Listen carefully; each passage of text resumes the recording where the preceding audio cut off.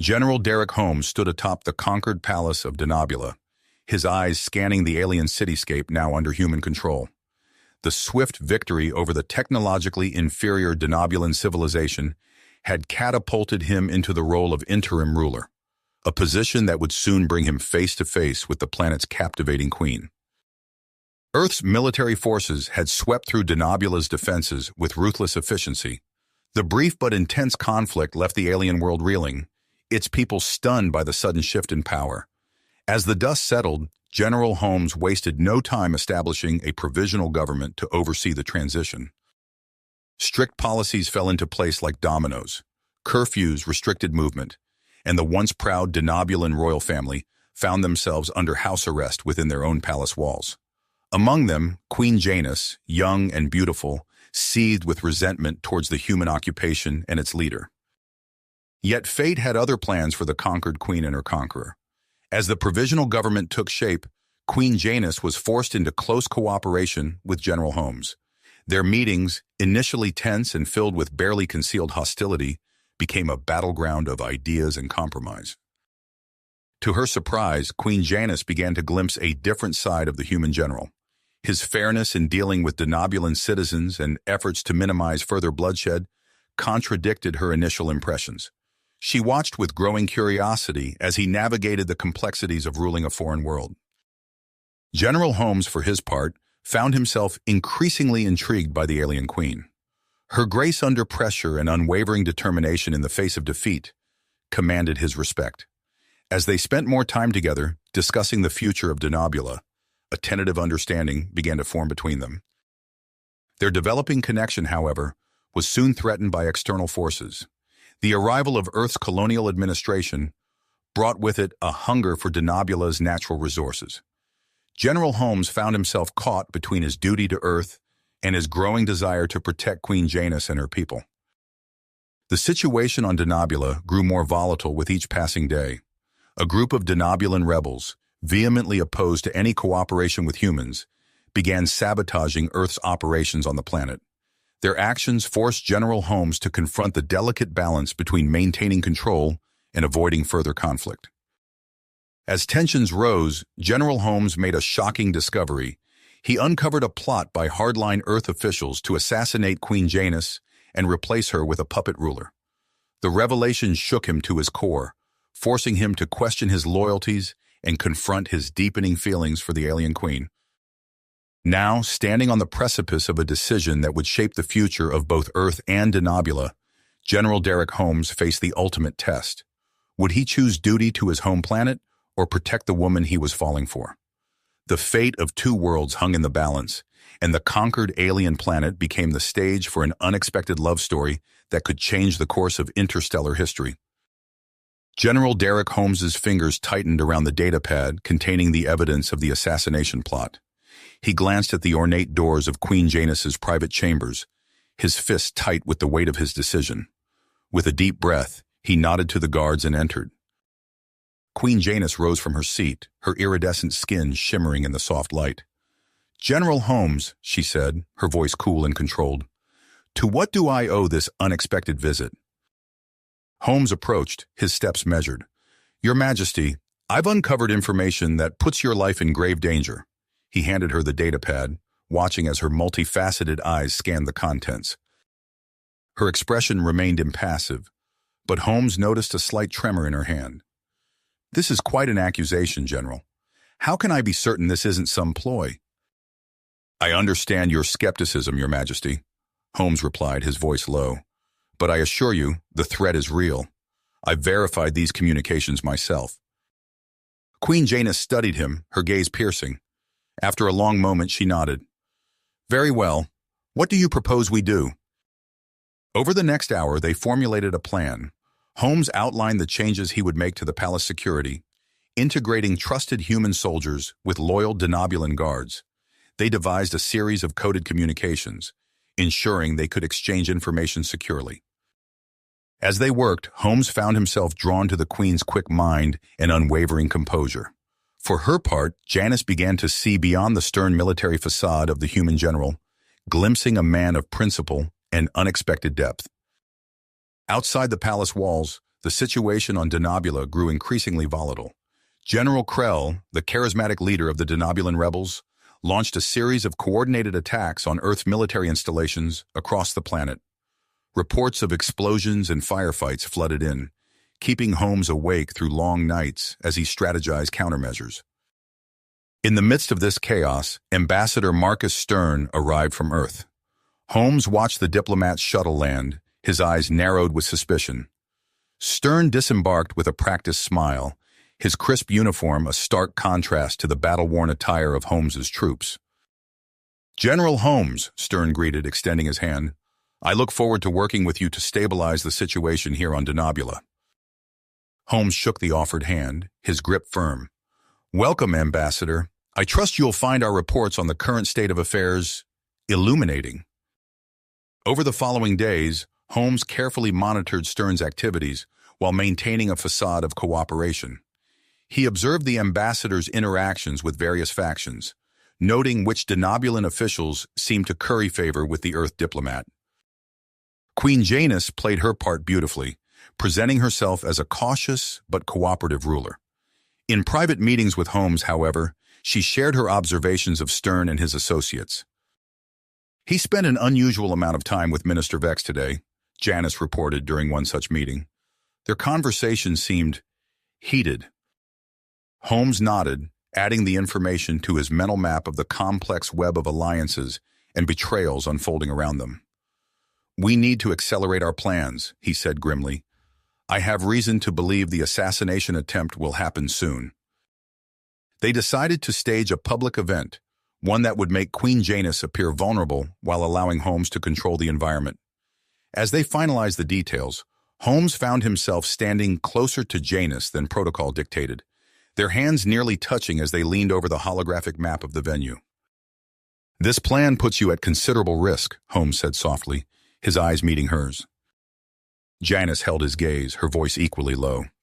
"I trust you, Derek. We're in this together now." The use of his first name sent an unexpected thrill through Holmes, but he pushed the feeling aside.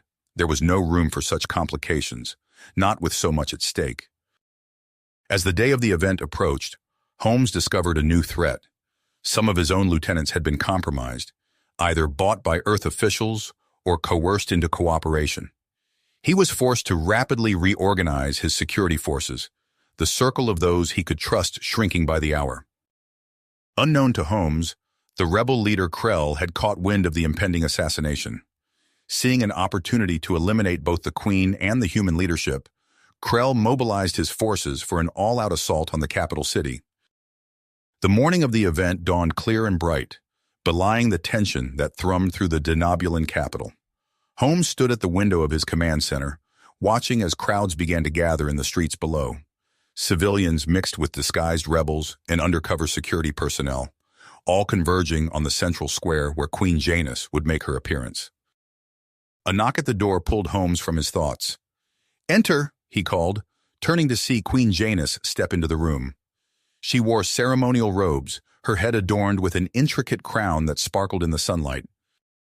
"It's time," she said simply. Holmes nodded, his expression grave.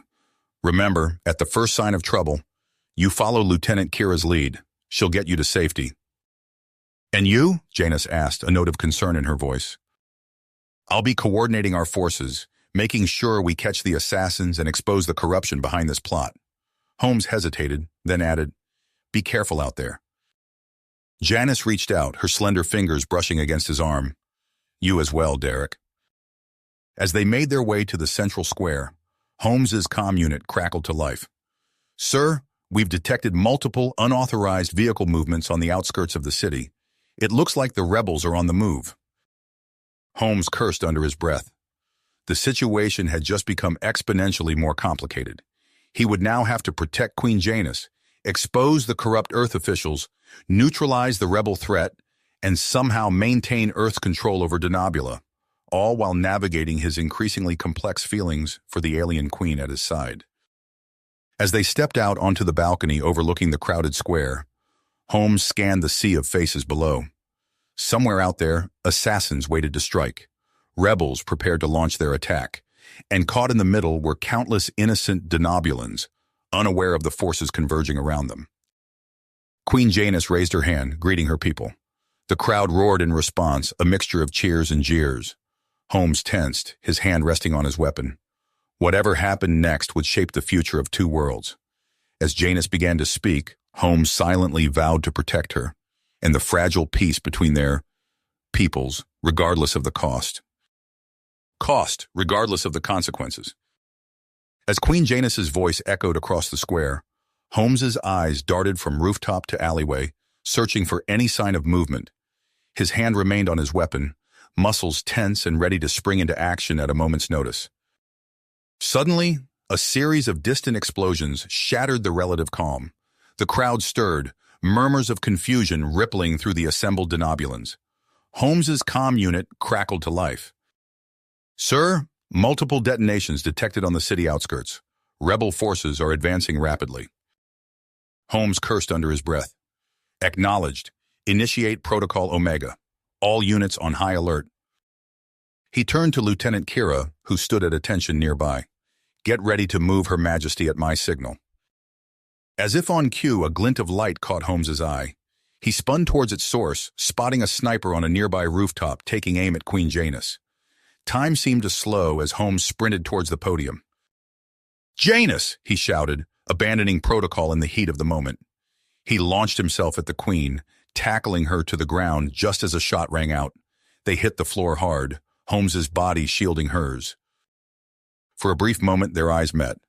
Holmes saw fear in Janus's multifaceted gaze, but also trust in something else, something he didn't have time to analyze. "Are you hit?" he asked urgently. Before she could respond, a pained cry erupted from nearby. Holmes looked up to see Ambassador Stern stumbling backward, clutching his chest. The bullet meant for Janus had found another target. "Medic!" Holmes bellowed, his mind racing. This wasn't part of the plan. If Stern was a target as well, it meant the conspiracy ran deeper than they'd anticipated. Chaos erupted in the square as Holmes's security team engaged the assassins. Civilians scattered, their screams mixing with the sounds of weapons fire. In the distance, the rebel assault grew louder. "Lieutenant Kira, get the Queen to safety," Holmes ordered, helping Janus to her feet. "I'll coordinate our forces from here." Janus gripped his arm, her eyes wide. "Derek, be careful!" He nodded, allowing himself a brief moment of connection before duty took over. "Go. I'll find you when it's safe." As Kira whisked the Queen away, Holmes turned his attention to the battle unfolding around him. He tapped his comm unit, issuing rapid-fire orders to his scattered forces. "Team Alpha, secure the eastern approach. Bravo, I want a perimeter around the palace. All units, be advised. We're dealing with multiple hostile factions. Identify your targets before engaging." The sound of heavy footsteps drew Holmes's attention. A group of Denobulan rebels had broken through the defensive line, led by a warrior with distinctive facial markings, General Krell himself. Holmes raised his weapon, taking aim at the rebel leader.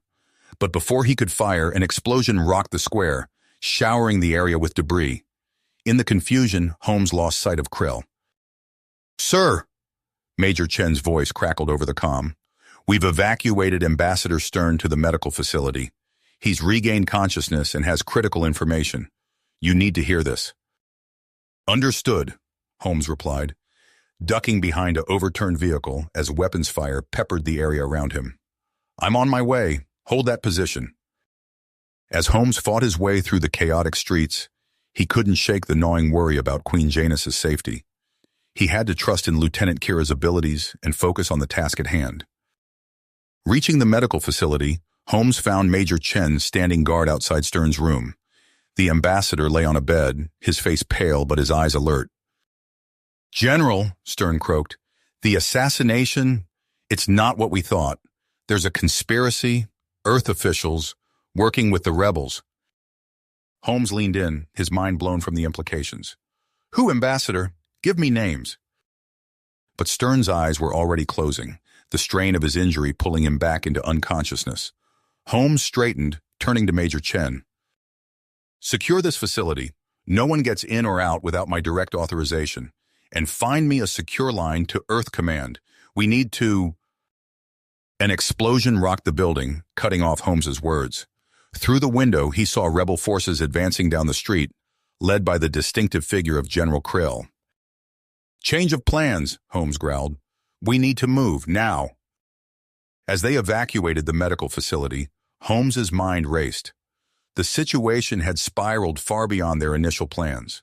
With both assassins and rebels converging on their position, and the threat of corruption extending to the highest levels of Earth government, he needed a new strategy. His comm unit chirped, and Lieutenant Kira's voice came through, tense but controlled. "Sir, we've been cut off from the secure bunker. The Queen and I are pinned down in the Old Market District." Holmes's heart skipped a beat. "Hold your position, Lieutenant. I'm on my way." As he moved through the war-torn streets of the Denobulan capital, Holmes knew that the next few hours would determine not just the fate of this planet, but potentially the future of human-alien relations throughout the galaxy. With Queen Janice in danger, rebels closing in, and shadowy conspirators pulling strings from afar, he had never faced higher stakes. Ahead, he could see the spires of the Old Market District, now obscured by plumes of smoke.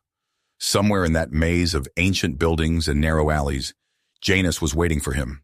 Holmes checked his weapon, set his jaw, and pressed forward. Whatever challenges lay ahead, he would face them. For duty, for peace, and for the alien queen who had unexpectedly captured his heart. Taking a deep breath, Holmes tapped his comm unit. "Major Chen, I need a secure channel to broadcast a message across Denobula. Make it happen." "Yes, sir," Chen's voice crackled back. "Channel secured in 3, 2, 1. Holmes cleared his throat and began speaking, his voice carrying across the war-torn city. "People of Denobula, this is General Derek Holmes. Queen Janice has agreed to negotiate a peace treaty with the rebel forces. We call on all parties to cease hostilities and convene at the abandoned temple on the eastern outskirts of the capital. This is our chance for peace." As the message repeated, Holmes turned to find Lieutenant Kira and Queen Janice approaching, flanked by a small team of operatives. "A bold move, General," Janice said, her eyes scanning the horizon. "Are you certain this will work?" Holmes nodded grimly. "It's our best shot at drawing out both Krell and our mystery assassin. Major Chen, have you secured the temple perimeter?" "Affirmative, sir," Chen replied. "Cloaking devices are online. We're invisible to any approaching forces." As night fell, Holmes, Janice, and their team made their way to the ancient Denobulan temple. The structure loomed before them, its weathered stone facades telling tales of a civilization far older than humanity's first steps into space. "Activate EMPs on my mark," Holmes instructed as they took up positions around the temple grounds. He turned to Janice, his voice low. "Your Majesty, I must insist you stay back. We don't know what—" Janice cut him off with a raised hand. "I appreciate your concern, Derek, but I will not cower while others fight for my people. I stand with you." Before Holmes could argue further, movement caught his eye. Two groups were approaching the temple from opposite sides, one led by the unmistakable figure of General Krell, the other by a shadowy figure Holmes assumed to be the elusive handler. "Now," Holmes whispered into his comm. A series of low pulses emanated from devices planted around the temple. In an instant, the approaching forces stumbled, their weapons and communication devices rendered useless. "Move in," Holmes ordered, leading the charge into the temple. The scene that greeted them was one of confusion. Krell's rebels and the handler's assassins had encountered each other, resulting in a tense standoff. Taking advantage of the chaos, Holmes and his team struck swiftly. Non-lethal energy weapons dropped enemies left and right. Holmes found himself back-to-back with Janice, her movements fluid and precise as she engaged a Denobulan assassin in hand-to-hand combat. "Where did you learn to fight like that?" Holmes asked, ducking under a rebel's wild swing. Janice smirked as she dropped her opponent with a well-placed strike. "I'm full of surprises, General." Within minutes, both Krell and the handler, now revealed as an Earth official named Colonel Victor Graves, were in custody. Holmes wasted no time in separating them for interrogation. Graves broke first, his calm demeanor crumbling under Holmes's relentless questioning. "It was supposed to be simple," he spat. "Destabilize Denobula, create a reason for Earth to tighten its grip. We had no idea the rebels would gain so much traction. Meanwhile, Janus confronted Krill, presenting him with evidence of Earth's manipulation. The rebel leader's face fell as he realized the extent of the deception. "We were pawns," Krill muttered, his shoulders slumping, "used by both sides." As dawn broke over Denobula, Holmes and Janus stood before a hastily assembled broadcast array. Their faces, tired but resolute, were transmitted to every corner of the planet. "People of Denobula," Janus began, her voice strong despite the exhaustion evident in her eyes. "The truth of the conflict that has torn our world apart has been revealed. We have been manipulated by forces seeking to exploit our planet and its people." Holmes stepped forward.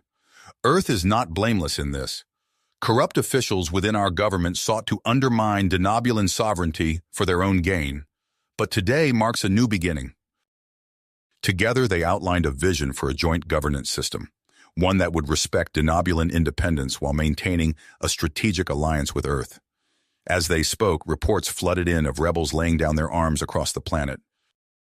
In the days that followed, Holmes and Janus worked tirelessly to implement their new vision. The halls of the royal palace buzzed with activity as human and Denobulan officials collaborated on drafting new policies. Yet amidst the flurry of political activity, Holmes found his thoughts continually drifting to Janus. Their shared experiences had forged a bond that went beyond mere alliance. He caught her watching him during meetings, her multifaceted eyes reflecting a depth of emotion that both thrilled and terrified him. "You seem distracted, General," Janus said one evening as they pored over reports in her private study. Holmes looked up, startled. "My apologies, Your Majesty. I was just thinking about the cultural integration challenges we're facing. The differences between our peoples run deep." Janus set down her datapad and moved closer, her hand coming to rest near his on the desk. "Indeed they do, but perhaps those differences are not insurmountable."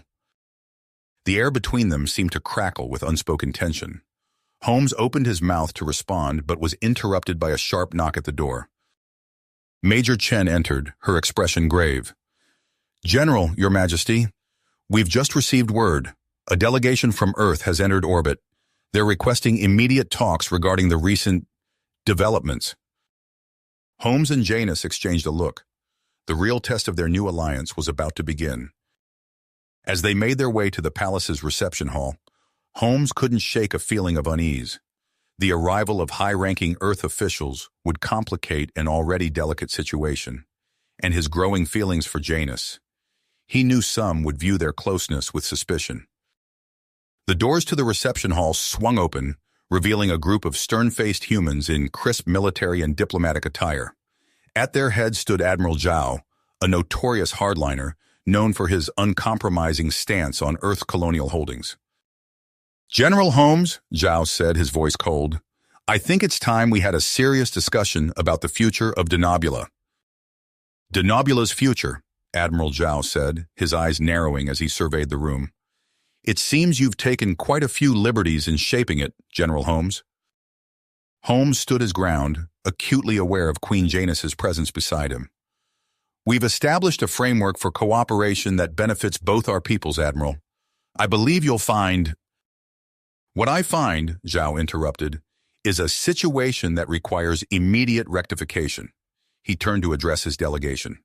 "Effective immediately, all human personnel are to limit non-essential contact with Denobulan civilians. Security protocols will be tightened across all joint facilities." A murmur of discontent rippled through the assembled Denobulans. Holmes felt Janus stiffen beside him, her multifaceted eyes flashing with barely held back anger. "Admiral," she said, her voice carrying a dangerous edge, "perhaps we should discuss these changes in private before making unilateral decisions." Zhao's lip curled slightly. "With all due respect, Your Majesty, Earth's security concerns are not subject to negotiation." As tensions in the room escalated, Holmes noticed a tall, elegantly dressed Denobulan making his way through the crowd. The newcomer's eyes locked onto Janus, his expression a mixture of concern and something darker. Ambition, perhaps. "My queen," the Denobulan said, bowing low. "If I may interject, I believe Lord Vex and the Noble Council should be consulted on these matters." Janice's expression tightened almost imperceptibly. "Thank you, Counselor Dren. I assure you, the Council will be fully briefed on all developments." As the reception devolved into a flurry of heated discussions, Holmes found himself pulled aside by Major Chen. "Sir," she said in a low voice, "we've detected unusual energy signatures on the outskirts of the capital. It doesn't match any known Denobulan or human technology." Holmes frowned, his mind racing. "Keep monitoring it. And Major, I want you to form a joint task force with the Denobulan counterpart. We need to get to the bottom of this." Over the next few days, Holmes watched with growing frustration as the fragile alliance he and Janus had built began to fracture. Admiral Zhao's restrictive policies created a palpable tension between humans and Denobulans, while Lord Vex's influence among the nobility grew stronger by the day. Holmes found his time with Janus severely limited, their interactions now confined to formal meetings and carefully monitored communications. Despite the professional facade they maintained, he could see the toll it was taking on her. The weight of her crown seemed to press heavier on her brow with each passing day. Late one evening, as Holmes pored over security reports in his office, a soft chime announced an incoming transmission. Janice's face appeared on the screen, her features drawn with fatigue. "Derek," she said, dispensing with formalities, "we need to talk. Can you meet me in the palace gardens? Use the service entrance." 20 minutes later, Holmes slipped through the shadowy corridors of the royal palace. He found Janus waiting by an ancient stone fountain, its gentle gurgle masking their conversation from prying ears. "The situation is worse than we thought," Janus said without preamble. "Lord Vex is calling for a vote of no confidence. He claims I've allowed Denobula to become a puppet state of Earth." Holmes's face hardened. "That's absurd. Everything we've done has been to preserve Denobulan independence while fostering cooperation." "You and I know that," Janus said, her hand briefly touching his arm. "But Vex is playing on people's fears. And now, with these attacks..." As if on cue, a distant explosion rocked the night air. Alarms blared across the city as emergency responders rushed to the scene. Holmes's communicator crackled to life. "General," Major Chen's voice came through, tight with urgency, "there's been an attack on a joint research facility. Early reports suggest both human and Denobulan casualties." "I'm on my way," Holmes replied, already moving. He turned to Janus, torn between duty and the desire to ensure her safety. "Go," she said, reading his expression. "I'll convene an emergency session of the Council. We need to get ahead of this before Vex can use it to his advantage." As Holmes raced toward the scene of the attack, his mind whirled with possibilities. The timing was too perfect, the target too symbolic. Someone was working hard to drive a wedge between humans and Denobulans. At the research facility, Holmes found Major Chen coordinating with a tall, severe-looking Denobulan woman. "General," Chen said, saluting, "this is Commander Lyra, Queen Janus's advisor. We've been analyzing the attack patterns." Lyra nodded curtly. "General Holmes, I wish we were meeting under better circumstances." As they walked through the debris-strewn facility, Lyra brought up a holographic display. "The attack bears similarities to the others we've seen, but there's something different this time. We found this." The display showed a close-up of a twisted piece of metal, covered in strange, angular markings. "It's not Denobulan," Lyra said, her voice tight. "And I'm betting it's not human either." Holmes stared at the image, a cold feeling settling in his gut. "Major Chen, I want every scrap of evidence from these attacks analyzed. Work with Commander Lyra. If we're dealing with an unknown species, we need to know everything we can about them." As dawn broke over the capital, Holmes made his way back to the palace. The streets were eerily quiet, the usual bustle of the city muted by fear and uncertainty. In the council chambers, he found Janus locked in a heated debate with Lord Vex. The Denobulan noble's voice carried clearly through the ornate doors. "Your Majesty, we cannot ignore the facts. These attacks began after we allowed humans to establish a permanent presence on our world. For the safety of our people, we must..."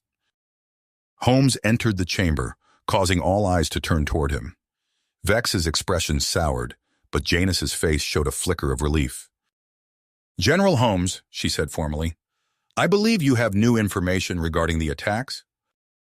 As Holmes began to speak, laying out the evidence of a possible third party, he could see the shock and disbelief ripple through the assembled nobles. Lord Vex, however, remained impassive. Convenient, Vex said smoothly when Holmes finished. A mysterious alien threat, appearing just when Earth's influence is questioned. I wonder, General, how long have you known about this supposed danger? Before Holmes could respond, the chamber doors burst open. Admiral Zhao strode in, flanked by a contingent of Earth security officers. Your Majesty, Lord Vex, Zhao said, his voice clipped. In light of this new threat, Earth is prepared to offer Denobula our full protection. We propose the immediate establishment of permanent defense bases across the planet. The chamber erupted in shouts and protests. Holmes watched as Janus's face hardened, her eyes meeting his across the room. In that moment, he knew they were thinking the same thing. They needed to act, and quickly, before everything they had worked for was destroyed. As the arguments raged around them, Holmes and Janus exchanged a silent nod. They had a plan, dangerous and unsanctioned though it might be. Tonight they would slip away from the capital, leaving the political maneuvering behind. Their destination, a remote region where the strange energy signatures had first been detected. Together they would uncover the truth behind the attacks and the identity of this unknown species. The fate of not just their alliance, but possibly their entire worlds, hung in the balance. And as they prepared for their covert mission, both Holmes and Janus knew that their feelings for each other, long suppressed by duty and protocol, would no longer be denied. The chamber continued to argue, oblivious to the silent pact made between the human general and the Denobulan queen. As night fell over the capital, two figures slipped out of the palace, their path lit only by Denobula's 3 moons and the promise of answers that lay ahead. Beyond the city limits. As they left the palace grounds, Holmes activated a small device on his wrist, scrambling any potential tracking signals. We have about an hour before anyone realizes we're gone, he said, guiding Janus towards a nondescript building on the outskirts of the capital. Inside, they found a sleek spacecraft waiting for them. Its matte black surface seemed to absorb light, making it difficult to focus on its exact shape and dimensions. Prototype stealth vessel, Holmes explained as they boarded. Human cloaking technology combined with Denobulan sensor jamming capabilities. Janus ran her hand along the smooth control panel. Impressive. Who's flying? We both are, Holmes said, settling into the co-pilot seat. I'll handle navigation and defense systems. You take the helm. As the ship rose silently into the night sky, Janus felt a mixture of exhilaration and trepidation. They were acting outside the bounds of their respective chains of command, risking everything on the slim hope of uncovering the truth behind the attacks. Hours passed in tense silence as they journeyed deeper into the Denobulan system. Finally, a small, craggy moon came into view, orbiting a massive gas giant. There, Holmes said, pointing to a blinking indicator on his screen. The energy signature is coming from the dark side of that moon. As they approached, their sensors began to pick up more detailed readings. Holmes frowned, adjusting the scanning frequency. This can't be right, he muttered. The technology level we're detecting, it's beyond anything in our databases. Janus guided the ship into a low orbit around the moon. Its surface was a desolate landscape of jagged rocks and deep craters, but as they circled to the dark side, a faint shimmer caught their eye. There, Janus said, pointing to a barely visible distortion in the rocky terrain. Some kind of cloaking field? Holmes nodded grimly. Looks like we found our mystery base. Take us in, but be ready for anything. They landed in a small canyon, using the natural terrain to further conceal their ship. As they donned their environmental suits, Holmes double-checked their weapons and equipment. Remember, he said, his voice tinny through the suit's comm system, we're here to gather intelligence, not engage. If we're detected, we abort immediately. Janus nodded, her multifaceted eyes reflecting grit behind her helmet's faceplate. They made their way cautiously across the moon's surface, following the increasing energy readings. As they approached the source, the air around them seemed to ripple and distort. Suddenly, they found themselves standing before a massive, partially concealed entrance set into the side of a crater. Some kind of phase shift technology, Holmes whispered, examining the readings on his suit's display. Incredible. Using a combination of Earth hacking protocols and Denobulan bioelectric interfacing, they managed to bypass the entrance's security measures. As the massive doors slid open, they stepped into a world that defied their expectations. The interior of the base was a marvel of sleek, organic-looking technology. Pulsing conduits of energy crisscrossed the walls and ceiling, bathing everything in an eerie, shifting light. Strange, undulating symbols scrolled across floating holographic displays. "This is beyond anything I've ever seen," Janus breathed, her scientific curiosity momentarily overriding her caution. They moved deeper into the facility, documenting everything with their suits' built-in recording devices. In one vast chamber, they found what appeared to be a hangar bay filled with ships of varying sizes, all bearing the same organic, almost predatory design. As they explored further, they came across a room that made them both freeze in shock. Dominating the center was a massive holographic display of both Earth and Denobula, surrounded by smaller tactical readouts and streams of alien text. "By the 7 moons," Janus whispered, her voice tight with horror. "They're planning an invasion." Holmes approached one of the displays, his face grim behind his faceplate. "Not just planning. Look at these timelines, these staging areas. They're already in motion." As they frantically began downloading as much data as they could, a shrill alarm suddenly pierced the air. Red light flooded the chamber as hidden panels slid open, revealing sleek insectoid robots that immediately oriented on the intruders. "Run!" Holmes shouted, drawing his weapon and firing at the nearest machine. The energy blast seemed to dissipate harmlessly against its shimmering force field. They sprinted through the twisting corridors, the robotic guardians in hot pursuit. Energy bolts sizzled past them, leaving scorch marks on the walls. As they rounded a corner, Holmes saw a bolt heading straight for Janus. Without thinking, he threw himself in its path, crying out as the energy seared through his suit and into his side. "Derek!" Janus cried, catching him as he stumbled. "Keep going," he gasped, leaning heavily on her as they continued their desperate flight. They finally reached the entrance, bursting out onto the moon's surface. The robots seemed unwilling to follow them outside the base's protective field, but in the distance they could see sleek ships rising from hidden hangars. "Zarkoth," Holmes muttered through clenched teeth as Janus helped him towards their ship. "That's what they call themselves. Saw it in the data." They reached their vessel just as the first Zarkoth ships cleared the crater's rim. Janus practically threw Holmes into the co-pilot seat before taking the controls. "Hold on," she said, her voice steely with commitment as she fired up the engines. The ship shot into the sky, immediately taking evasive action as energy beams lanced out from the pursuing Zarkoth vessels. Janus's hands danced over the controls, pushing the ship to its limits as she wove through the barrage. "Can't outrun them," Holmes said weakly, fighting to stay conscious as he worked the defensive systems. "Head for the gas giant." Janus didn't question the strategy, angling their ship towards the looming planet. As they entered its turbulent upper atmosphere, storm clouds the size of continents buffeted the ship. Lightning arced around them, while hurricane-force winds threatened to tear them apart. But Janus was in her element now, using the violent conditions to her advantage. She dove deeper into the atmosphere, using the planet's powerful magnetic fields to disrupt the Zarkoth ship's sensors. One by one, their pursuers fell back or lost control in the savage winds. As they emerged from the other side of the gas giant, Janus allowed herself a moment of relief.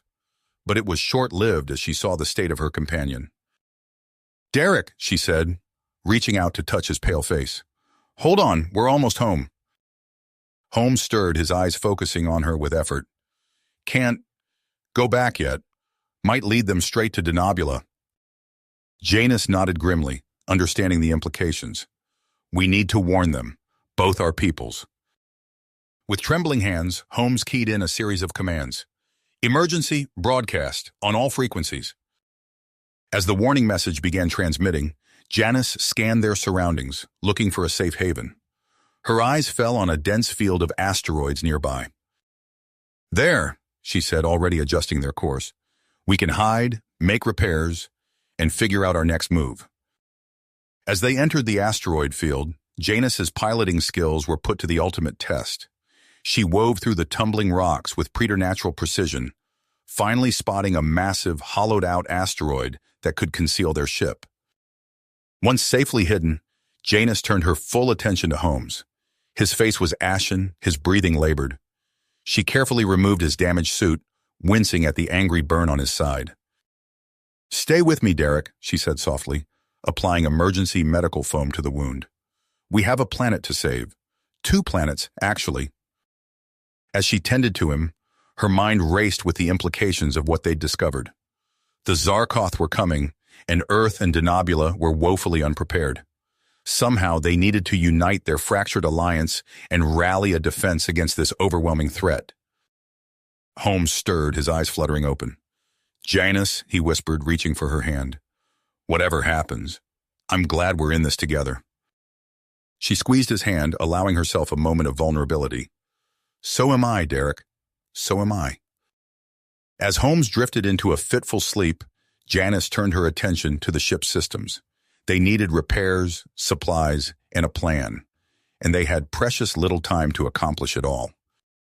Outside their hidden sanctuary, the asteroid field continued its endless dance, and beyond, somewhere in the vastness of space, the Zarkoth invasion fleet gathered, preparing to strike at the hearts of 2 unsuspecting worlds.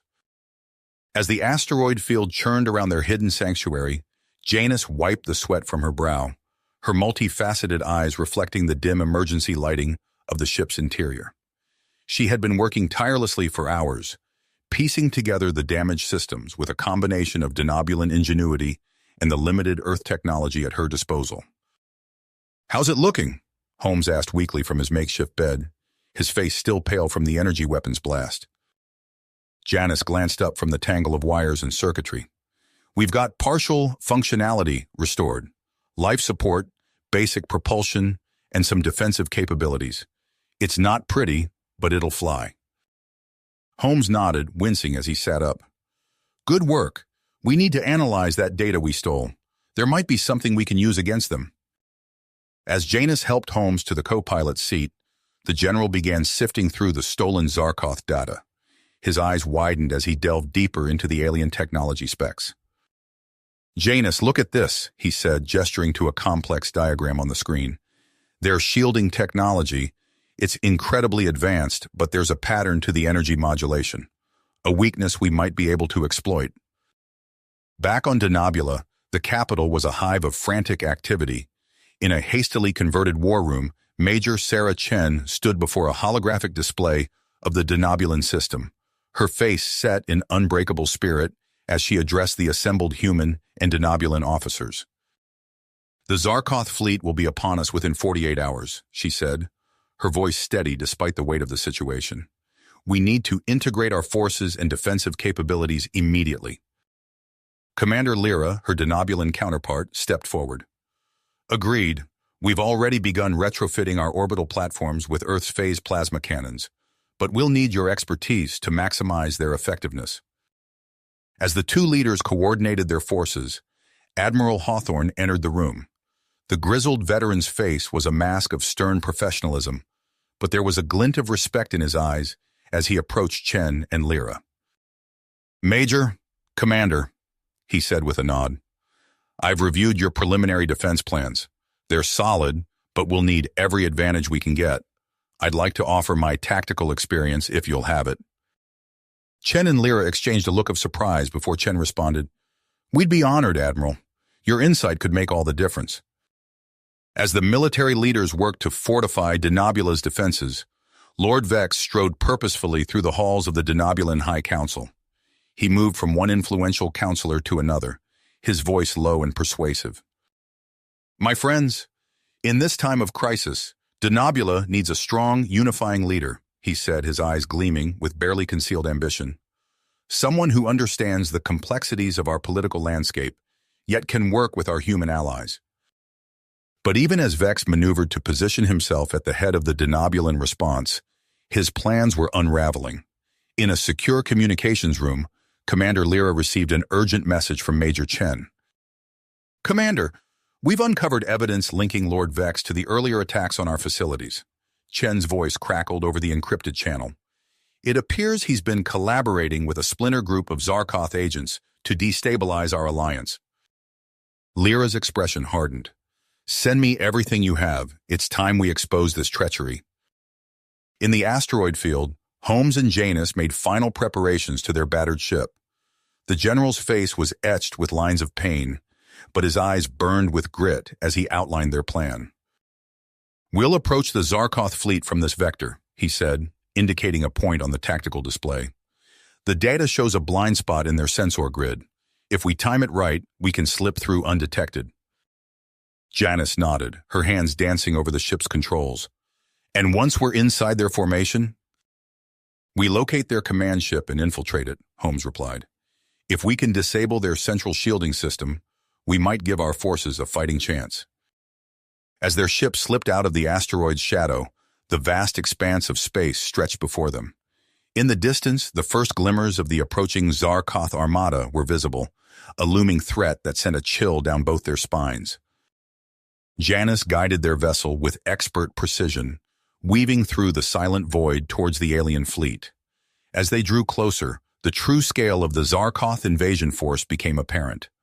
Hundreds of ships, each a masterpiece of organic-looking technology, moved in perfect formation. There, Holmes whispered, pointing to a massive vessel at the fleet's center. That has to be the command ship. Using every ounce of skill at her disposal, Janus maneuvered their ship through the Zarkoth blind spot. Tense seconds ticked by as they held their breath, expecting at any moment to be detected, but their luck held, and soon they were attaching their vessel to the hull of the alien command ship. As they prepared to board, Holmes checked his weapon one last time. Remember, we're dealing with an unknown physiology here. Be prepared for anything. They entered the Zarkoth ship through a maintenance airlock, immediately struck by the alien environment. The corridors pulsed with an eerie, bioluminescent light, and the air was thick with an acrid, unfamiliar scent. Their first encounter with the Zarkoth warriors came suddenly. Two insectoid figures rounded a corner, their silicon-based bodies gleaming in the strange light. Holmes reacted instinctively, firing his weapon, but the energy blast seemed to do little more than anger the aliens. "Hand to hand," he shouted, holstering his gun and charging forward. What followed was a furious melee. The Zarkoth were incredibly strong and resilient, their bodies seeming to heal even as Holmes and Janus struck them. But the humans' military training and the Denobulans' natural agility allowed them to hold their own. As Janus delivered a final, decisive blow to one of the warriors, Holmes marveled at their regenerative abilities. "Incredible," he muttered, "but it might be a weakness we can exploit." Fighting their way through the ship, they finally reached the central control room.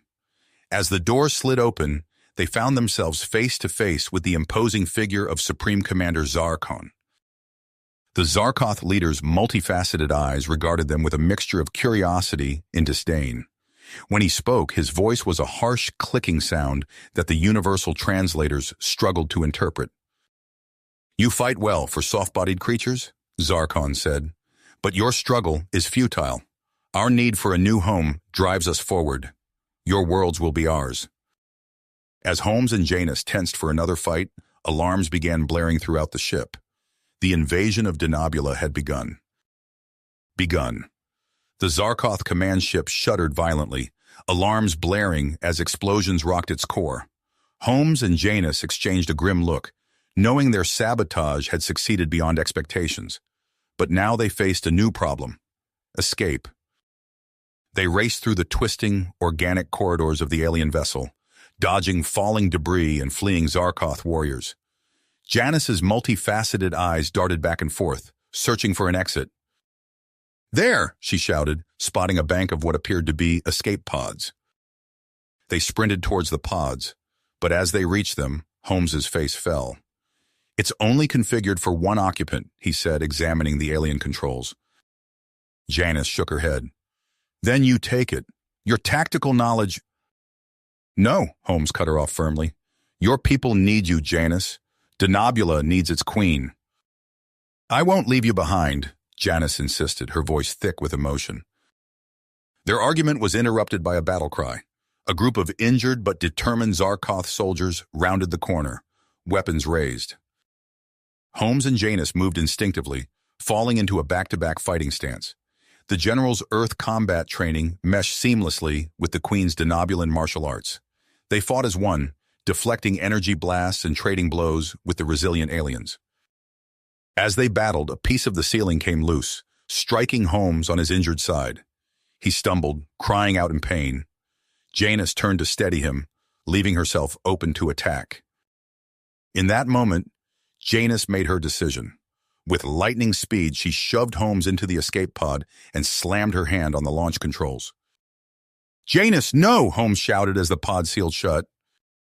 The last thing he saw was Janus's determined face as she turned to face the oncoming Zarkoth. Then the pod shot away from the disintegrating ship. Holmes pressed his face against the viewing port, watching in horror as the Zarkoth command ship exploded in a brilliant flash of light. The shockwave hit his pod, sending it tumbling end over end into the void of space. As the inertial dampeners failed, Holmes was thrown against the walls of the pod. His head struck metal, and darkness claimed him. On Denobula's surface, Major Sarah Chen crouched behind a makeshift barricade, her pulse rifle at the ready. Beside her, Commander Lyra coordinated the movements of a mixed squad of human and Denobulan soldiers. "Push forward!" Chen shouted as a wave of Zarkoth troops advanced down the war-torn street. The defenders unleashed a barrage of fire, their weapons now calibrated to the frequency that disrupted Zarkoth biology. Alien warriors fell, their silicon-based forms struggling to regenerate under the assault. But for every Zarkoth that fell, two more seemed to take its place. The invaders pushed relentlessly towards the heart of the Denobulan capital. Chen's comm unit crackled to life. "Major, this is Admiral Hawthorne. We've got reports of Zarkoth dropships landing in the eastern quarter. Can you redirect forces to intercept?" "Negative, sir," Chen replied, ducking as an energy blast scorched the air above her head. "We're barely holding the line here." "Understood. I'll coordinate with the Denobulan Home Guard. Hold your position as long as you can. Hawthorne out." Chen turned to Lyra, who was applying a medical patch to a wounded human soldier. "Any word from our orbital defenses?" Lyra shook her head. Last report indicated they were holding, but barely. Without knowing the fate of the Zarkoth command ship, her words were drowned out by the roar of engines as Earth fighters screamed overhead, strafing the Zarkoth positions. Chen allowed herself a small smile.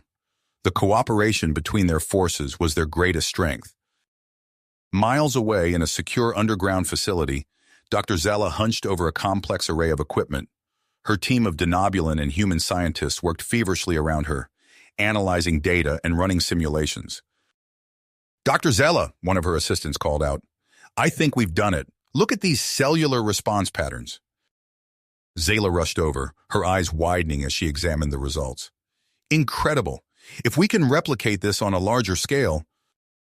She turned to her team, her voice filled with urgency. "We need to get this data to Major Chen and Commander Lyra immediately. This could be the key to ending this conflict without further bloodshed." As Zella's team prepared to transmit their findings, a Denobulan patrol ship drifted through the debris field left by the destruction of the Zarkoth command ship. Its sensors pinged, detecting a faint life sign. "Captain," the sensor operator called out, "I'm reading a single life form in an alien escape pod. It's human." The captain's eyes widened. "Bring it aboard immediately. Alert medical teams to prepare for emergency treatment." As the tractor beam locked onto the battered escape pod, none of the crew could have guessed the identity of its occupant or the impact his survival would have on the battle to come. Back on Denobula's surface, in a remote mountainous region far from the capital, a lone figure stumbled through dense undergrowth. Queen Janus, her regal clothing torn and bloodied, pushed herself forward despite her injuries. In the final moments aboard the Zarkoth ship, she had discovered a prototype teleportation device. With no time to understand its workings, she had activated it blindly, hoping it would save her from the imminent explosion. Now she found herself in unfamiliar territory, the sounds of distant battle echoing across the landscape. Janus gritted her teeth, forcing herself to keep moving. She had to reach the capital to let her people know she still lived. As she crested a hill, she saw a plume of smoke rising from a nearby village. Zarkoth dropships hovered overhead, disgorging troops. But what caught Janus's attention was the organized resistance she saw forming below. Humans and Denobulans worked side by side, setting up defenses and evacuating civilians. Janus felt a surge of pride and hope. Even in the face of this invasion, their alliance held strong.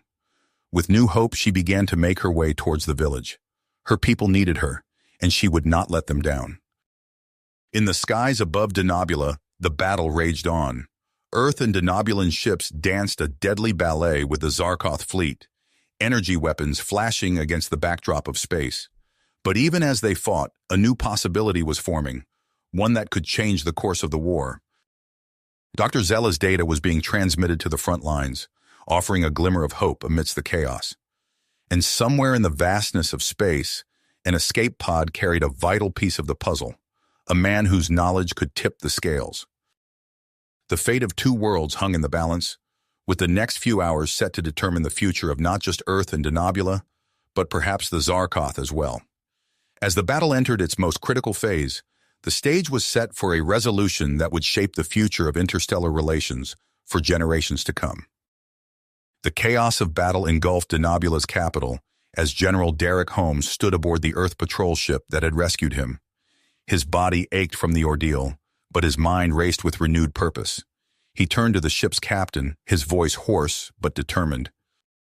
"We need to find Queen Janus. She's out there somewhere, and we can't win this war without her." The captain nodded, understanding the gravity of the situation. "We've detected scattered Denobulan life signs across the planet's surface. It won't be easy, but we'll do everything we can to locate her." Holmes assembled a search team, combining Earth's advanced scanning technology with Denobulan experts familiar with the planet's treacherous terrain. As they began their systematic sweep, the general's eyes never left the sensor readouts, searching for any sign of Janus. Their progress was painfully slow. Zarkoth patrols forced them to take evasive maneuvers, and the planet's rugged landscape made ground searches challenging. Holmes pushed himself and his team to the limit, ignoring his own injuries as they pressed on. Miles away, Queen Janus trudged through dense underbrush, her once regal attire now tattered and stained. She paused at the crest of a hill, catching her breath and surveying the smoke-filled horizon. The sounds of battle echoed in the distance, a constant reminder of the invasion threatening her world. As she began her descent, Janus stumbled upon a group of human and Denobulan refugees, huddled in a small clearing. Their faces, etched with fear and exhaustion, lit up with hope at the sight of their queen. "Your Majesty!" a Denobulan elder exclaimed, rushing forward to support her. "We thought you were lost." Janus straightened, mustering every ounce of her regal bearing. "I am here, my people, and together we will survive this ordeal." Over the next hours, Janus worked tirelessly to organize the refugees into a cohesive unit. She assigned tasks based on individual skills, creating a microcosm of human Denobulan cooperation. As they traveled, Janus listened to their stories, hearing first-hand accounts of the growing alliance between the two species. A human soldier, helping a Denobulan child over a fallen tree, caught Janus's attention. "Your Majesty," he said, noticing her gaze, "I've never seen two species work together like this. It's incredible." Janus nodded, a small smile playing at her lips. "Perhaps this crisis will forge a bond stronger than we ever imagined possible." In the capital, Dr. Zella's laboratory hummed with frantic activity. Screens displayed a complex network of transmitters spread across the planet, each a crucial part of their plan to end the conflict. "Final checks complete," one of her assistants called out. "The network is ready for activation." Zella nodded, her eyes never leaving the central console. "Now we wait for the right moment. Everything depends on this." Outside, Major Sarah Chen and Commander Lyra coordinated the defense of the transmitter stations. Chen's voice crackled over the comm as she directed her troops. "Zarkoth forces approaching from the east. Concentrate fire on their lead units." Lyra, crouched behind a makeshift barricade, shouted orders to a mixed squad of humans and Denobulans. The defenders fought with desperate intensity, knowing that the fate of two worlds hung on protecting Zella's communication network.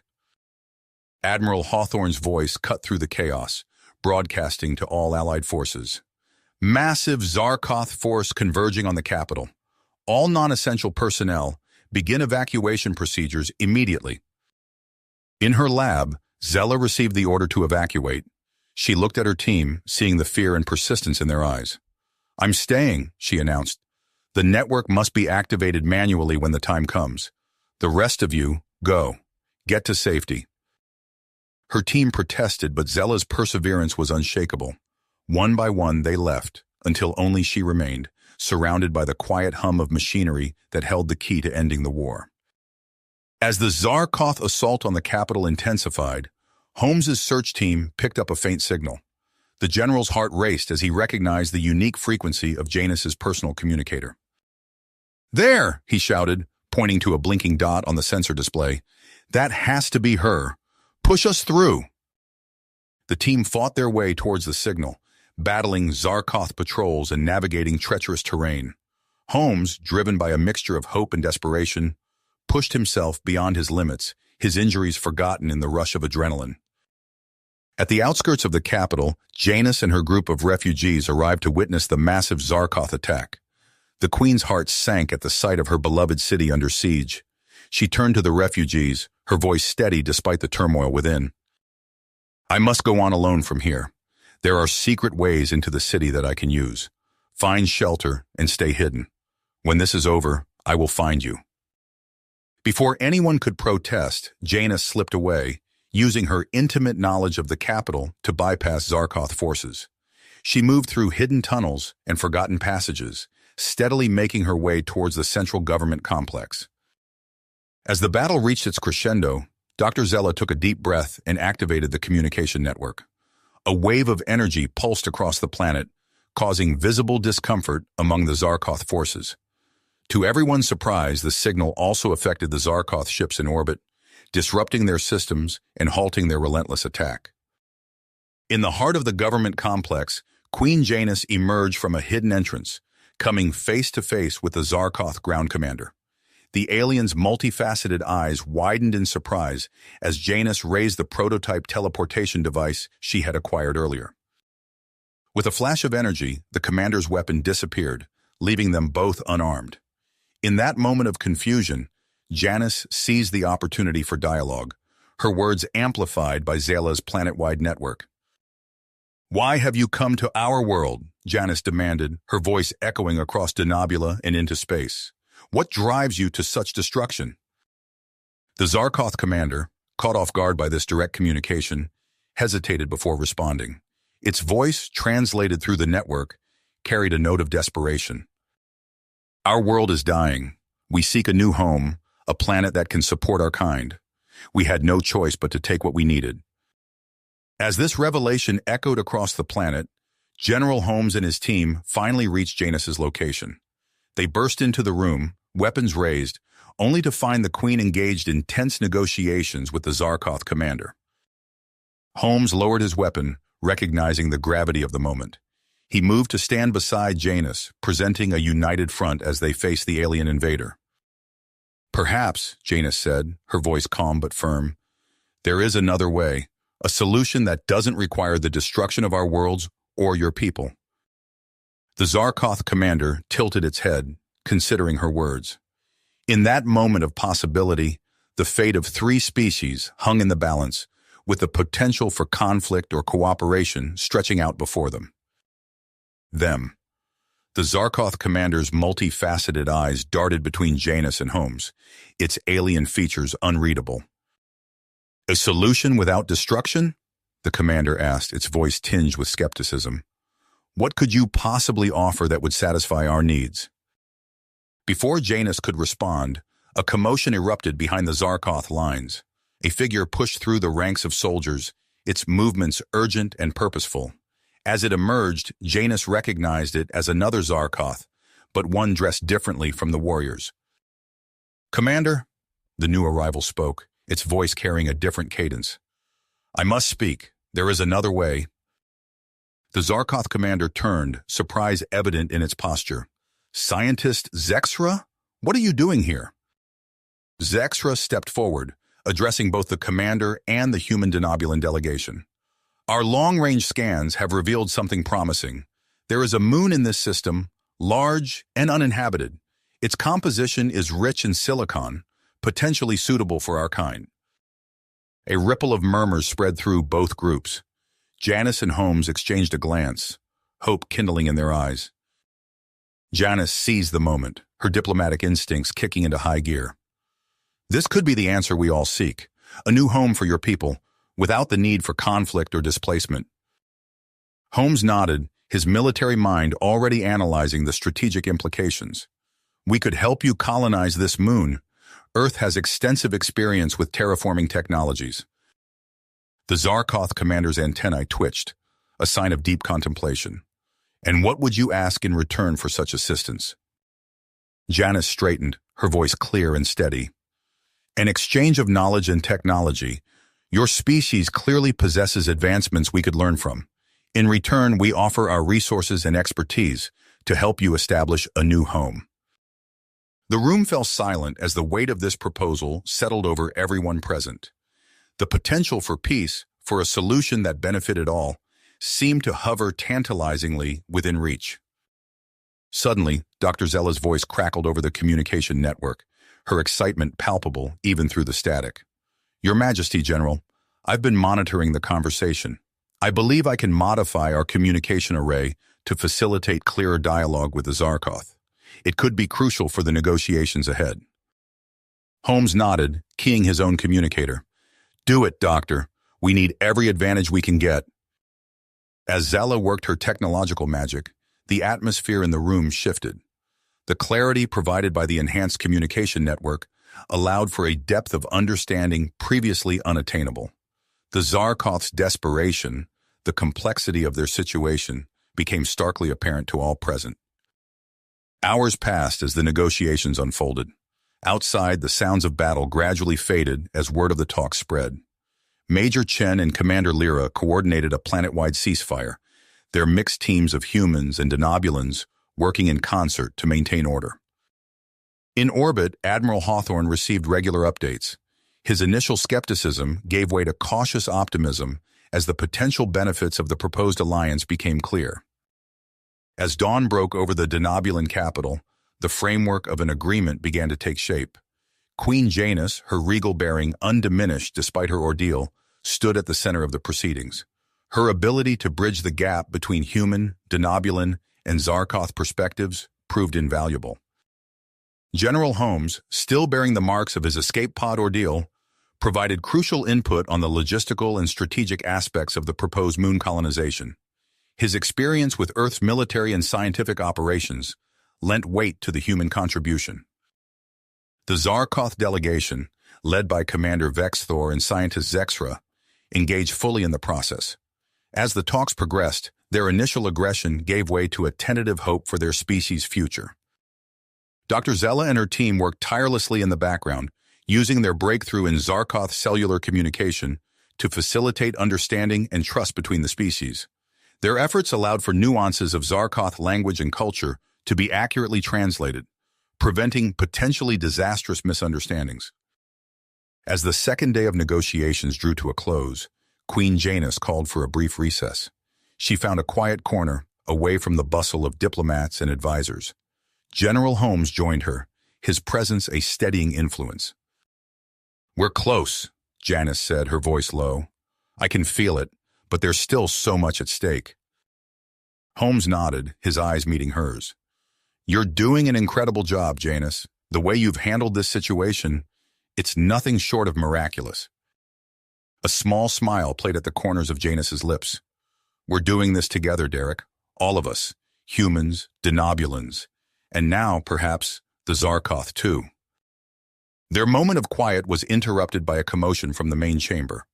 They rushed back to find the Zarkoth commander, Vexthor, engaged in an intense discussion with scientist Zexra.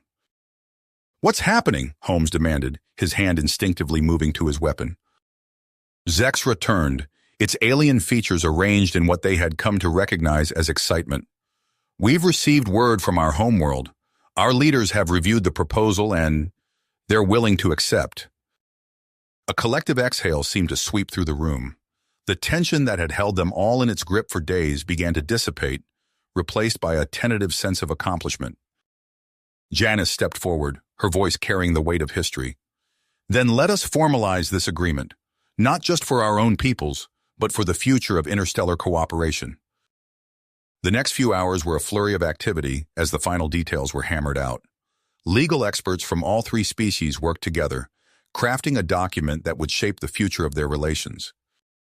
As the agreement took its final form, Queen Janice, General Holmes, and Commander Vexthor gathered for the signing ceremony. The event was broadcast across Denobula and Earth, and even to the Zarkoth fleet in orbit. Janice spoke first, her words echoing across two worlds and beyond. Today, we stand at the threshold of a new era, an era of cooperation, of shared knowledge and resources. We have looked into the face of conflict and chosen a different path. Holmes stepped forward next. The challenges ahead are great, but so is our willpower. Earth stands ready to offer its full support in this endeavor. Finally, Commander Vexthor addressed the gathering. The Zarkoth people thank you for this opportunity. We came seeking a new home, and we have found not just a world, but allies. We pledge our knowledge and strength to this alliance. One by one, they signed the document. As the final signature was placed, a cheer erupted from the gathered crowd. The long nightmare of invasion and war was over, replaced by the promise of a shared future. In the days that followed, the process of rebuilding began in earnest. Zarkoth forces withdrew from Denobula, their ships repurposed for the monumental task of moon colonization. Humans and Denobulans worked side by side to repair the damage caused by the invasion, their bonds strengthened by shared adversity. Amidst the bustle of reconstruction, Queen Janice and General Holmes found themselves drawn together time and again. The trials they had faced, the challenges they had overcome, had forged a connection between them that neither could deny. One evening, as they overlooked the rebuilding efforts from a balcony of the royal palace, Janice turned to Holmes. "Derek, there's something we need to discuss." Holmes met her gaze, a mix of emotions playing across his features. "I know, Janice. I felt it too." As the sun set over the Denobulan capital, casting a warm glow over the scene of renewal below, Janice and Holmes began a conversation that would shape not just their own futures, but potentially the future of human-Denobulan relations. The challenges ahead were numerous, but in that moment, facing them together seemed not just possible, but right. You have reached the end of the story. If you enjoyed this story and want to support us, please leave a like and subscribe to our channel, and for every comment that says 88, I will heart every single one of them. Thank you for your time.